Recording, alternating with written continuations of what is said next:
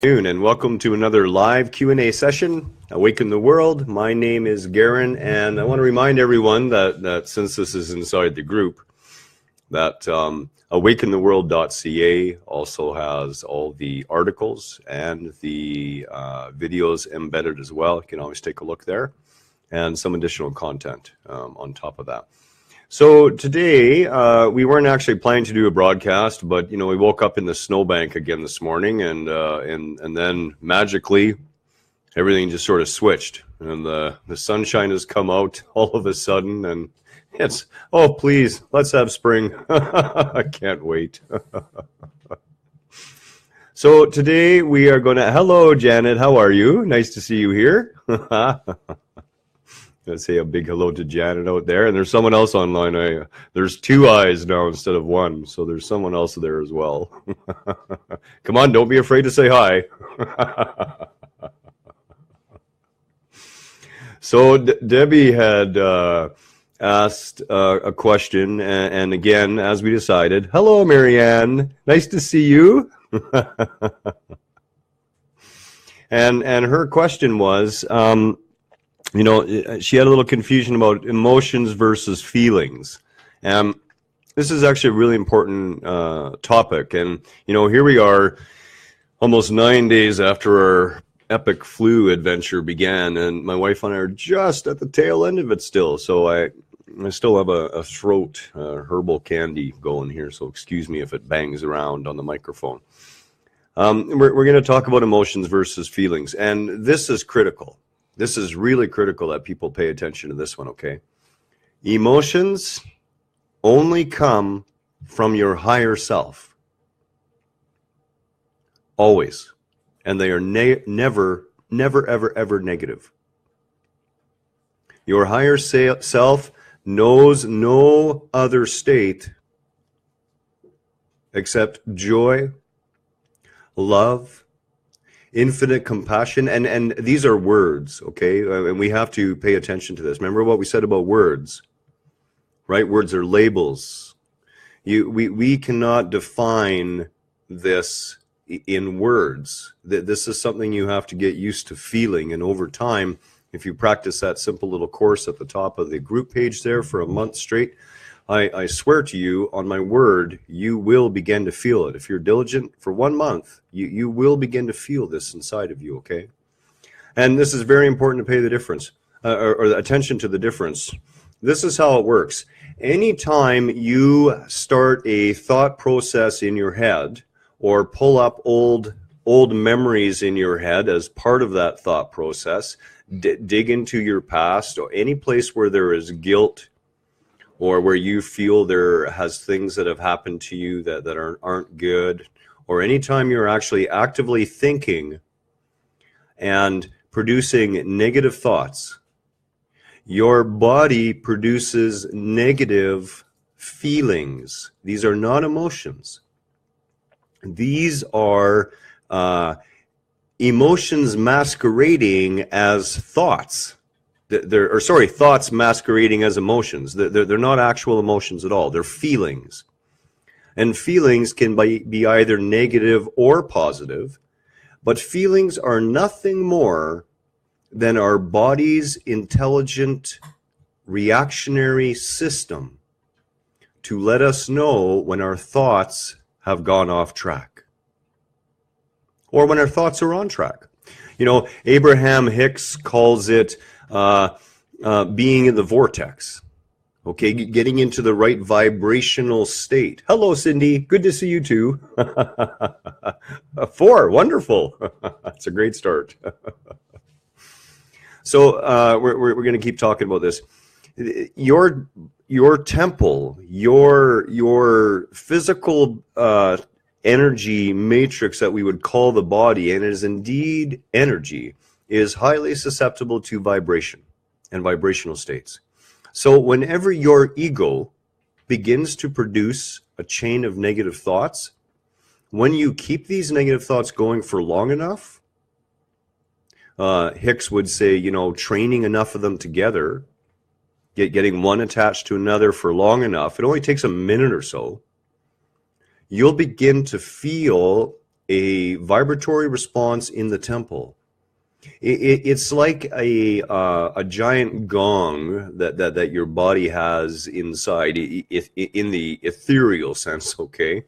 And whenever those vibrations coming from your ego are negative and leading away from the truth of your existence, leading you towards the lies of the small self, you will begin to experience negative feelings. These feelings can manifest as sadness. If you continue the negative thoughts on long enough, you will fall into what's called depression. If your mind is going in the right direction, hello, Debbie, nice to see you too. So if your mind is going in the right direction, you will produce feelings in your body of positive states. You'll experience happiness. You'll experience compassionate acts and feeling good inside about it. All these things, and they are only a result of our thoughts. And we must make this clear. Feelings are nothing more than the body's alarm system. It tells you when you're on track, and it tells you when you're off track, vibrationally. And it does it very simply. You start to feel whatever way you're thinking. So if you think positively, if you're thinking positive, uplifting thoughts about yourself, positive, uplifting thoughts about your situations, your body structure will respond by resonating that positive vibration, and you will feel positive feelings. It's a beautiful, simple system that we were all given to keep us on the path. It's really that easy. Emotions, on the other hand, emotions only come from the higher self. And this is where you need to pay close attention. Emotions do not start in the mind. The only way I can describe emotion is it is an upwelling within you that travels through your gut, through your heart, and finally makes it up into your head. And by the time you actually start thinking of it, chances are you're already moving in a direction. Like we had a young girl show up at our door in tears about 2 months ago now, I guess. It was about the beginning of December, actually. And she was in tears, and there was no feelings about it. There was no thought process. It was an upwelling of emotion, of compassion. And then the thoughts, yes, please come inside. Like what are you doing standing there? Come in. Called my wife down, and we dealt with the situation. This is a difference. The more our ego is not in the way, the more we're free to allow our emotions to come through from higher self. Now, we have to be crystal clear about this. Emotions are only from the higher self, and they are never negative. Your higher self knows no such concept. The higher being that you truly are knows the truth of all things, knows that everything is perfect, and that we at all times are bathed in an infinite ocean of love.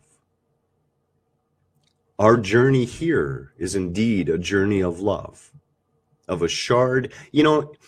Each ego is really like the Pilgrim's Progress, okay? Where we intentionally cast ourselves out into the relative universe, And we struggle on a path until we learn that we don't have to struggle on the path, back towards that post where we stood casting across. And this is the breathing out and the breathing in of our existence. It's actually beautiful. And it's never ending. There's never a time when you did not exist. There's never a time when you will not exist. And your higher self knows this as a natural state of being.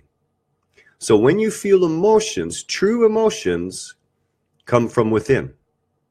And they come up through the body, and they will only be joy, compassion, laughter, love, and a love like the love that a mother gives a newborn baby, except towards anybody.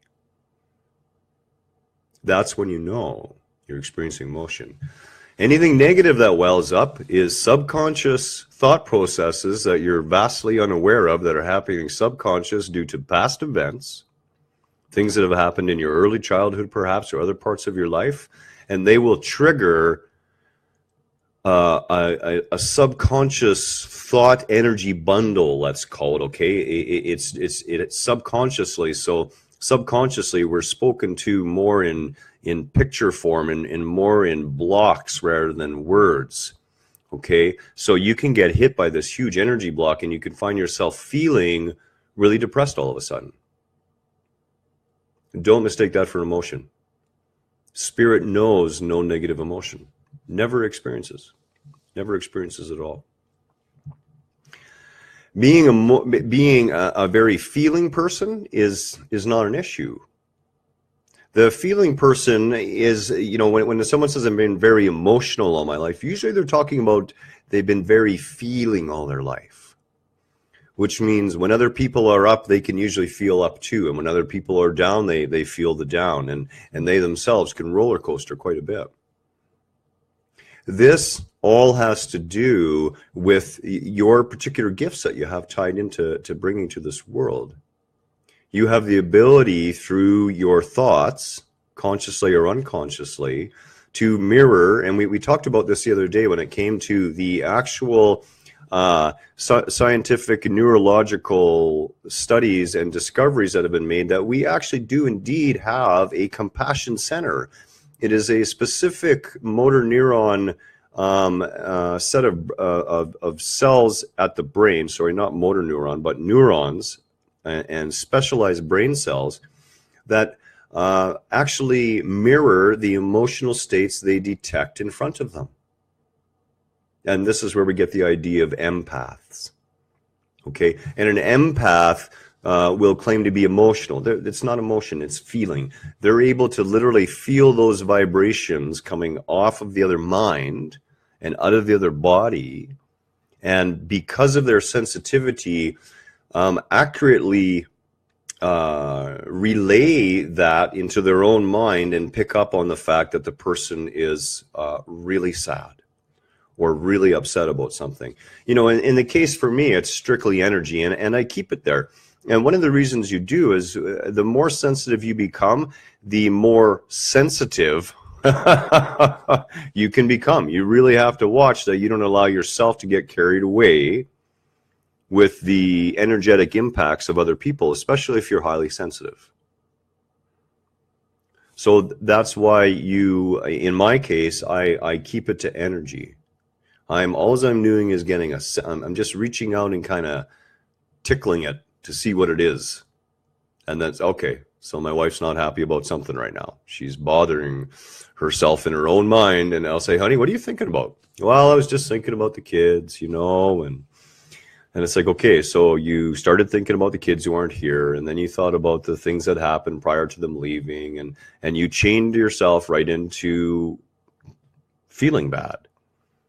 And you'd think it'd be easy to recognize, and it really is. You just got to get used to it. Every time you pay attention to the way your body feels, it is this highly intelligent, wondrous tool that you have down here that very easily tells you when you're straying from truth or whether you're in line with truth. So, to recap, feelings all involved in the head. Subconsciously or consciously, they all manifest there. And the only amount of attention you want to give them is the intention that lets you know whether you're thinking the right way or not, whether you're in alignment with truth or you're in alignment with the lies of the little self, the ego.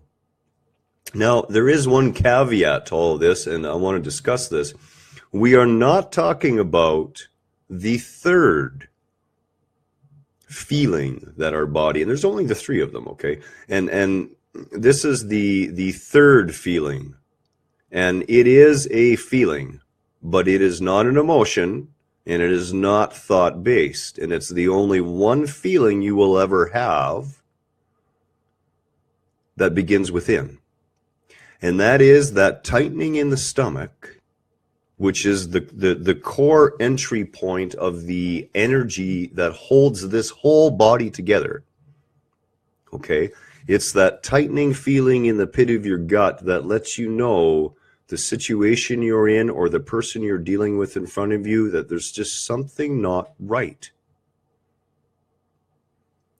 And my advice as always is you pay attention to that gut.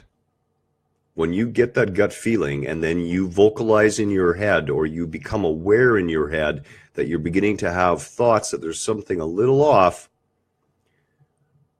check and see if your gut's tight. If your gut's tight, your gut is what's been telling your head that there's something a little off, and you should really pay attention to that. That is the only time, and we call that the gut feeling, okay? And what it is the other person has a dissonant vibration in them so severe that in the center of your being, which is not in your head or not in your heart, as people would ask you to believe, but actually in and around the area of the third chakra, okay, between the second and third chakra, actually a little bit below it, that is where your core will not resonate in harmony with that dissonant vibration. It will cause a dissonance in you, and you will feel it in your gut. You will actually feel it in your gut. It is the time that the energetic response of our inner being is so powerful that it actually bleeds right out into physical manifestation in the form of lower vibrational states, and our gut tightens. And we think there's something up, and we know this. And yeah, absolutely, as Janet says, it can save your ass. I know the number of times I did not pay attention to mine, okay? Yeah, I'm still here, but there's been some damage. So that covers emotions and feelings, and I hope this has been very clear and really helps out, because we get so caught up in feelings. You know, I've had people sit in front of me and go, well, you know, I can't deny my feelings. They're real, they're valid. And absolutely, they're real and they're valid, but they don't serve any purpose except to tell you whether your head is in the right space or not. Your body is designed to keep you in a state of vibrational harmony with truth. It's only the head that gets in the way of that. When you can simply become aware of what the body is speaking to you, and as I've said over and over again, you know, fear not. We are being spoken to in a limitless number of ways every minute of every day, starting right with this being we call I, which of course is not. But let's just start with that. Okay, the conception that there's Garen here talking to you right now. Well, Garen, along with all the rest of the people out there, has this amazing messaging system from God, from the sea of consciousness, built right in. Hey, you're thinking the way you're supposed to be. Hey, you're not. Turn your thoughts. Hey, you're thinking the way you're supposed to be. Great, keep it going. The body begins to feel better and better, and those feelings start coming more and more, and they're happier and happier. And when you find your thoughts are going the wrong directions and your body is alerting you, don't beat yourself up. Don't be upset and go, oh, there go my thoughts again. You know, Kelly's guilty of doing that a lot. She really loves to get frustrated with herself. Ego fighting ego is a never-ending battle that nobody wins. We're going to move on to another part of this whole feeling and emotion thing. And this question came privately, so we're not going to reveal who was talking about it, okay? But they were talking about, you know, what does it mean to really love yourself? And how do you really love it? Like what's the feeling? I'm not feeling it inside, they said. And they said, you know, when they look even through the video, they feel a warmth and a compassion in the greetings and in the goodbyes that I give and in my communications. And here's the big secret. And everyone get ready for this one. Because if you can keep this in your mind all the time, you'll literally become a master in no time. Look at everyone and see yourself in them. because they are. And you can do this on a really deep level, okay? You can, and I talk about this in the meaning of compassion, true compassion. But when I look at my stepson, Danyan, I don't see Danyan. I see the things in him that I was at his age. And I say to myself, what is the best thing that the me now would relay to the me then when I was in that spot? And you deliver that. And you deliver it happily, compassionately. Why? Because you know that they are in you and you are in them. And love is nothing more than the recognition of ourselves in others. You know, as I've said before, it's actually a misconception to think that the sea of consciousness is love, because love implies subject and object.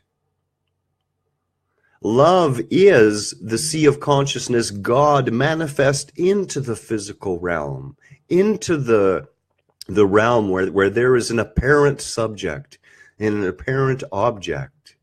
And how do you get back to pure love? You remove the subject. You no longer see the other as an other. You see them as you. And you begin to love them for that. In the same way you love yourself. How do you love yourself? Loving yourself isn't something that you can just sit there and say, okay, I love myself. Loving yourself begins with the way you think about yourself. If you're feeding yourself negative thoughts, you're not loving yourself. You're hating on yourself. So watch your thoughts. Guard your thoughts.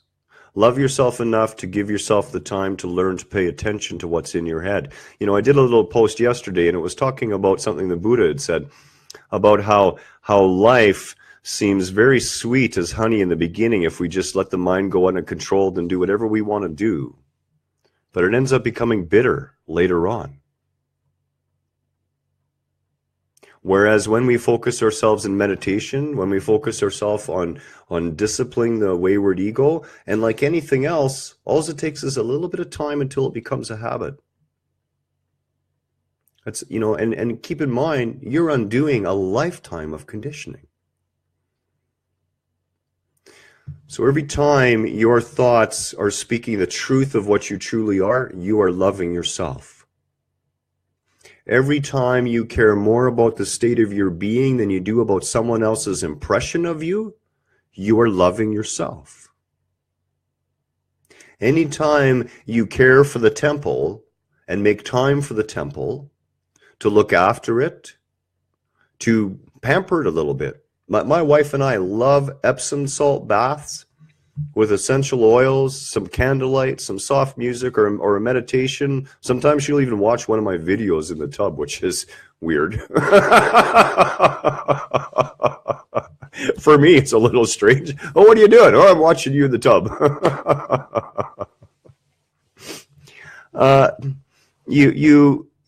This is how you begin to love yourself. Okay, you become on guard for that which helps you evolve and helps you grow, and you put aside that which shrinks you and holds you back in fear or guilt, because those are lies. Those are the lies we tell ourselves. You know, a lot of time people will say that. They'll say, you know, there's just something that radiates from you, and I can feel this wave of love from you all the time. It's like, well, you think it's a wave of love, and it's great that you interpret it that way, but what it is, it's a wave of presence. It's a wave of recognition of myself in the other and the other in me, and that indeed at every moment, in every day, in every event, in every meeting, in every encounter, we are God looking upon God. How beautiful. You see, I live most of my existence these days in a state of extremely high vibration, when Even to speak of this alone simply starts the process of raising my entire being up another notch. And you really got to kick it back sometimes. You got to rein it back because, honestly, your current consciousness just simply can't hold what you truly are yet. It's an evolution. You'll get this feeling. You'll begin to experience every once in a while, and it will only occur when you're speaking about higher truths about our existence, when you're speaking from your highest self, and you will begin to feel like if you don't rein it back, your head is going to pop right off. And it's a wonderful feeling. And you just grab the reins and you slow the train down just a little bit. Pull it back. We are the interface, and the ego, like I said, is not an enemy. It is a broken, lost, sick, mentally deranged child. But it's still a child. You don't not love the child. You help heal the child. And the loving yourself is the work, and at first it is work. Plain and simple. You're going to think it's work. I'm not going to lie to you. It is that work, that through that work, that we love themselves. And Janet's absolutely right. Anyone, if you're comfortable with yourself, other people will be comfortable with you, or they'll run in fear. That's usually what happens. You'll become what my wife tells me I've become, and that's a pee-pee. A polarizing person. People either meet you and they love you to death, or they meet you and they hate you. They don't want anything to do with you. They run in fear and never talk to you again. It all depends how far you see into people and how real you are. And never mistake the fact that you choose to be real and authentic and open and hide nothing in order to stand in your personal power as a bad thing when some person that you thought you were going to have a relationship says, you know what, you're just too much for me. Understand indeed that they weren't actually enough for you yet. And become that whole being. Be that whole being. Love yourself. The ego will always lie and try to keep us small, because why? Then it stays in control. It gets to keep the identity, the victim, the martyr, the I'm not good enough, the I'm not pretty enough, the I'm not whatever enough. You are enough. There's 7.5 billion different body shapes on this planet. None of them are the right one. None of them are the wrong one. The ones that we idolize on TV 200 years ago, we did no such thing.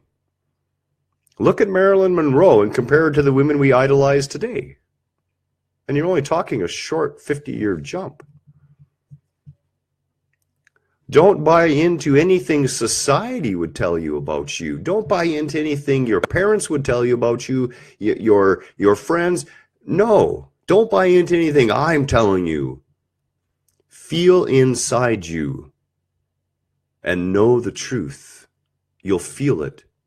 You'll, as I tell you all, allow this to resonate with your being and read that resonance. If it rings true to you, then you may safely take it on. But do not take anything, not from a guy like me behind a screen, and not from someone standing in front of you, and not from even your own creator telling you that you cannot be whatever it is you choose to be.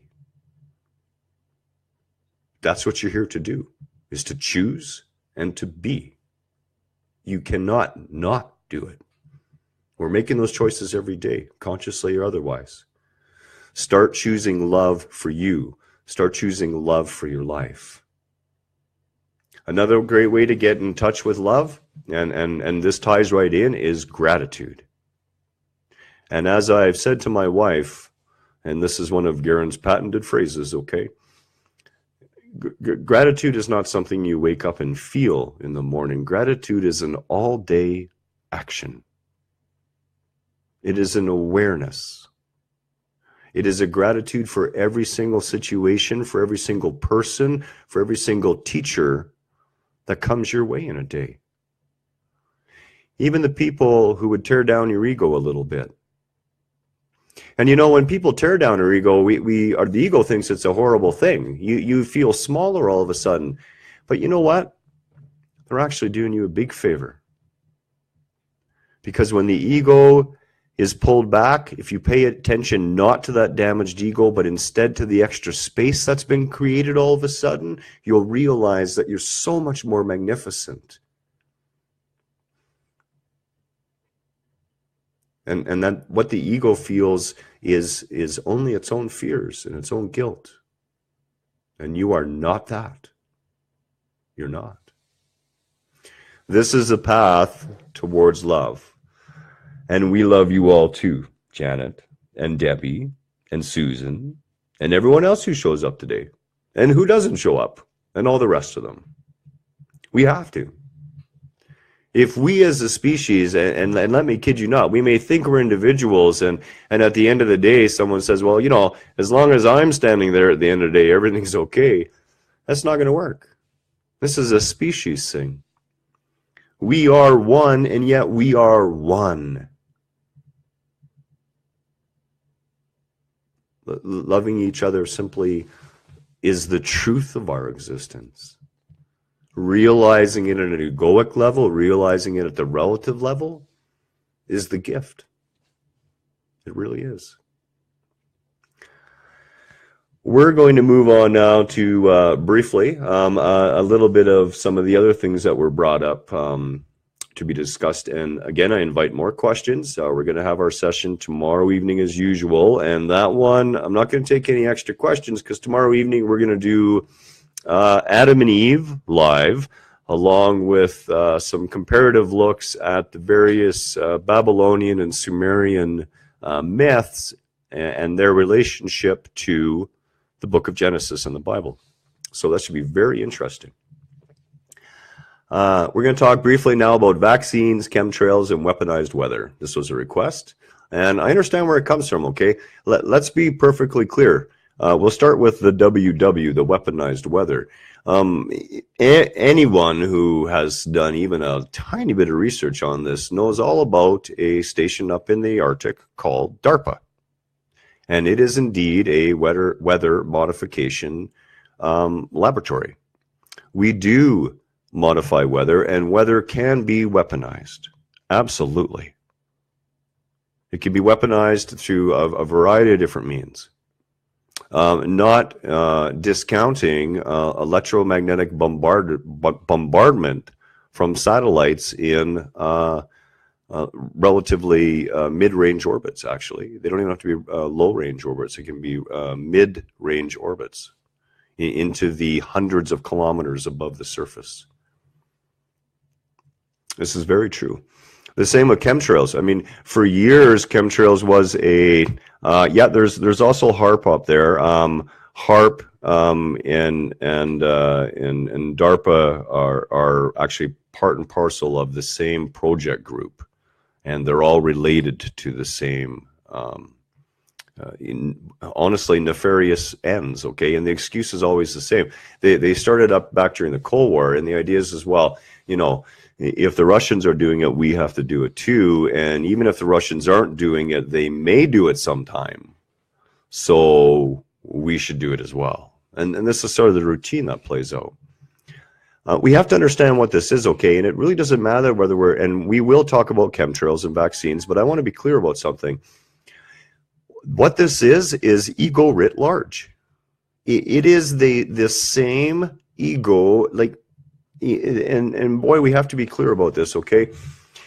The same thing that causes a fight between two family members, that ego is the same ego that puts two nations to war. As I've said before, ego is not an individuated entity per such.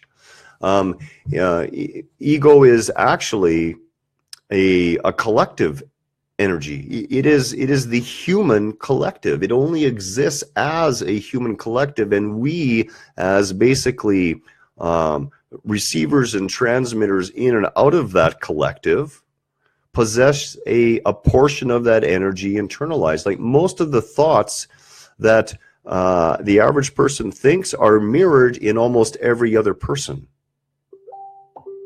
And we do this all the time. We really do. The thoughts that we think are our own are not. They're really not. They're happening worldwide at various levels and various intensities to various peoples in various places. And it's because this ego is actually an energetic collective whole. And as I've spoken to before, the only way I can describe it, and again, do not get lost in the words, okay, but from a more, I'm going to call it the astral point of view, you can think of it as a big dark gray cloud that surrounds the planet, punctuated by lots of flashes of light as the beings are waking up. And ego, the darkness of ego is being dispelled. And again, we're only talking words here, okay? But it's very important that we understand that that is ego writ large. All of these projects are based on fear. Fear of some unknown enemy, fear of what some future enemy may do. They're not based on providing any level of protection. And as a matter of fact, we call it the tyranny of defense.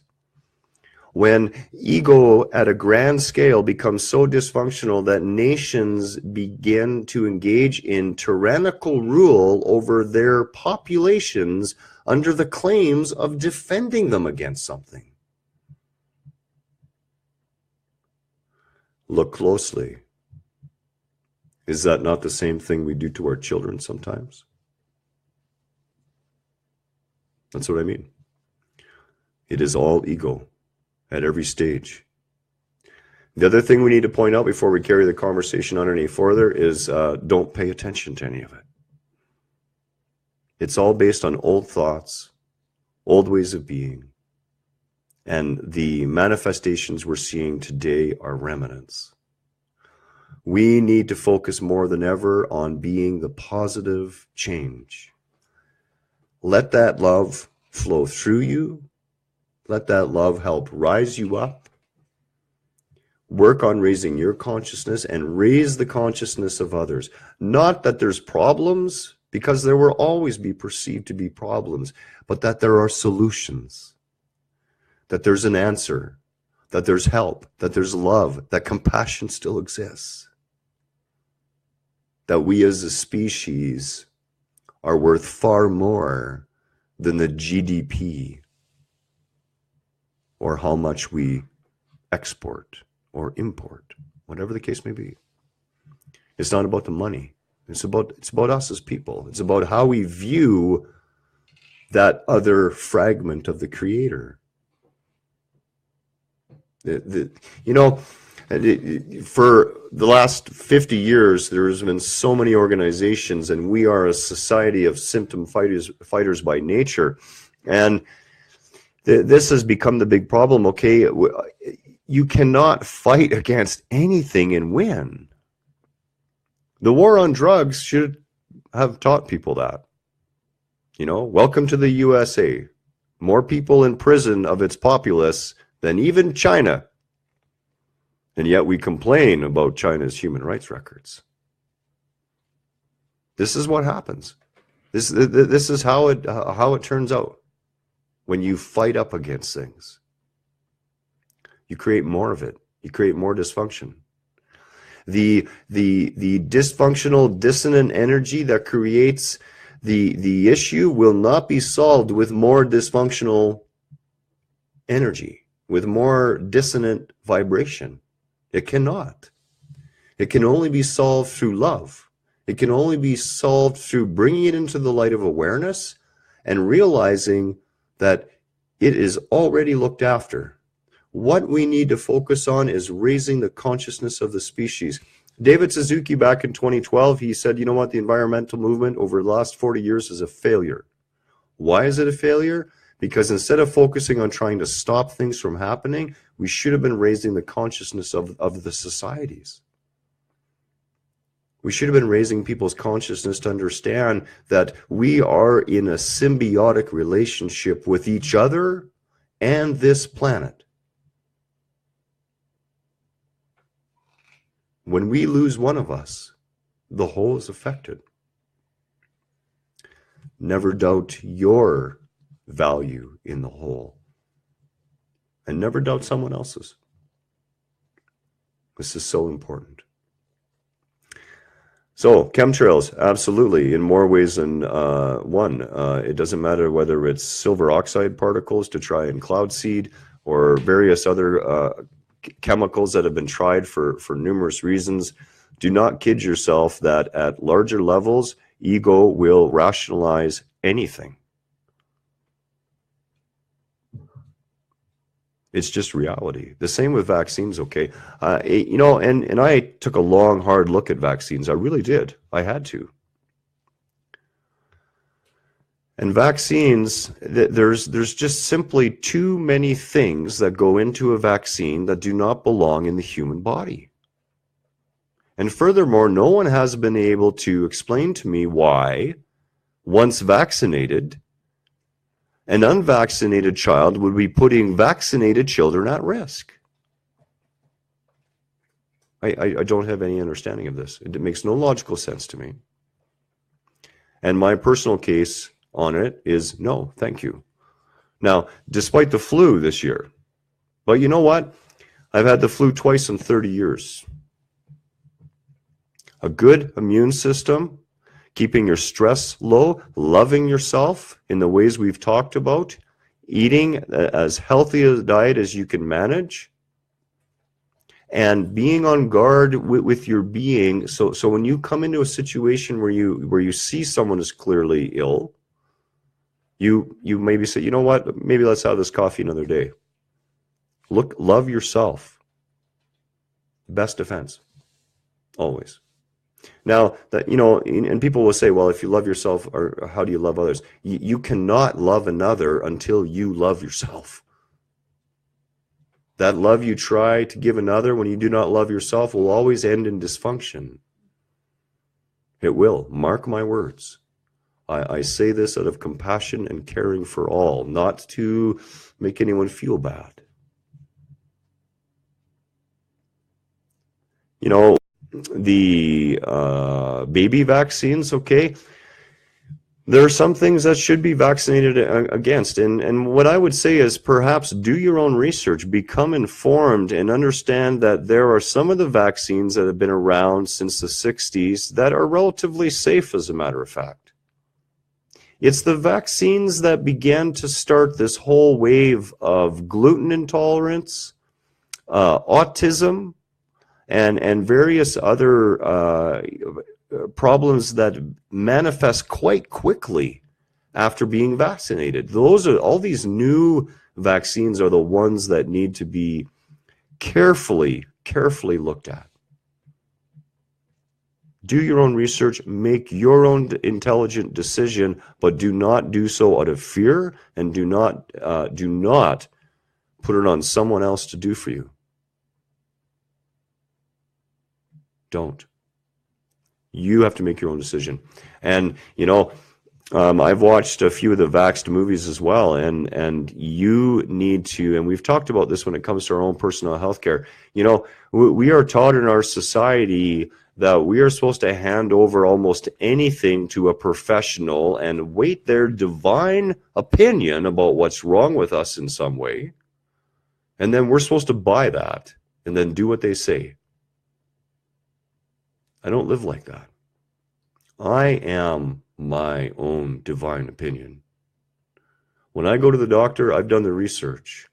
I know what's going on. I have a discussion. If there's medicine, I want to know about the medicine. I don't take that prescription and walk out the door. I tell them to pull out the PDR. I want to see the physician's desk reference and take a look at this drug before I leave this room. Find a doctor who you can work with, not who you go in and wait for his pronunciation on you. You'll win way more often than not. They are professionals, but keep in mind, they only needed 60% to get that designation. That means if you're person number 7, you could be in trouble. And again, it's not that they're not good-hearted people, and it is a noble career. And the Hippocratic Oath is one of the most beautiful oaths.